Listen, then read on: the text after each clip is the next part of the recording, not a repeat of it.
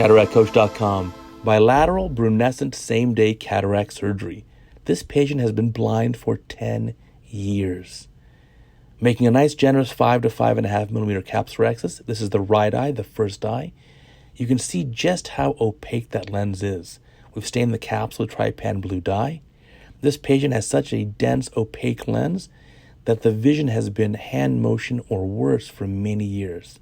Now I'll do a little gentle hydrodissection, just a little bit, to get that nucleus just a little out of the capsular bag to expose the lens equator.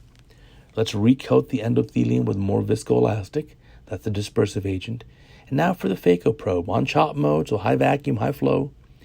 We need to get the chopper around the lens equator to the back surface of the lens because it's dense, fibrous, leathery. Buzz in with the phaco probe here, place the chopper around, and really apply some force, and we can separate that nucleus into smaller pieces. And buzz in again, and chop again. And this is going to take some time. We're going to be patient here, do as much chopping as we need to really separate this nucleus. Check out cataractcoach.com, our teaching website. I know you love the YouTube videos. There's a lot more material on Cataract Coach, including you can sign up for a free daily email. We'll send this video right to your inbox every day. All right, end the commercial. Let's get back to the video.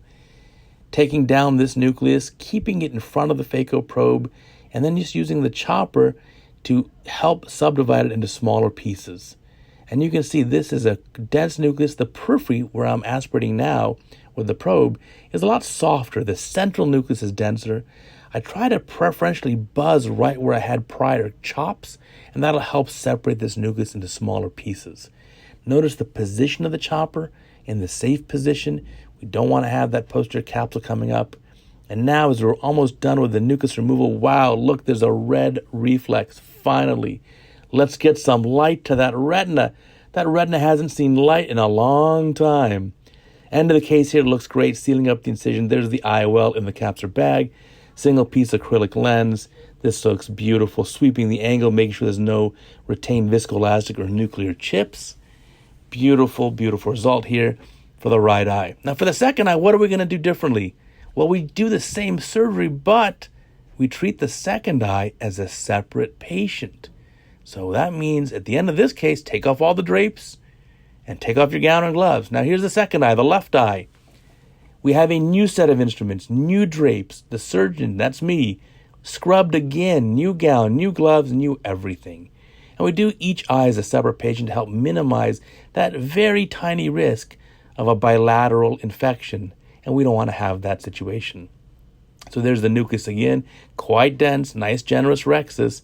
We're going to bring this out of the capsular bag if we can, and then do some phaco chop. There's the nucleus, there's the equator. And so we'll chop it in the same way. We don't need to show you all that. It'll be done in a very similar technique. This patient is a charity patient.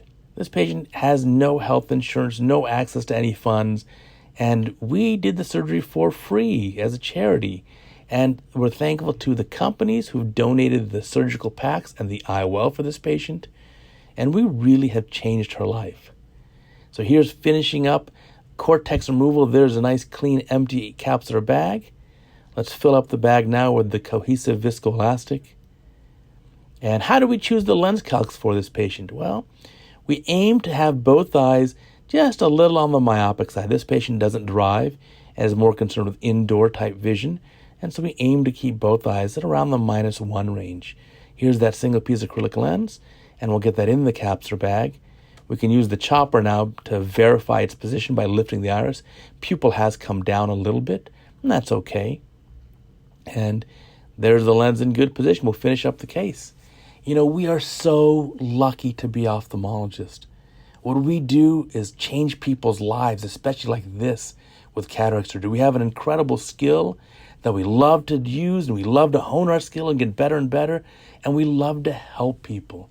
So just in the course of a couple of brief surgeries, we have changed this patient's life forever.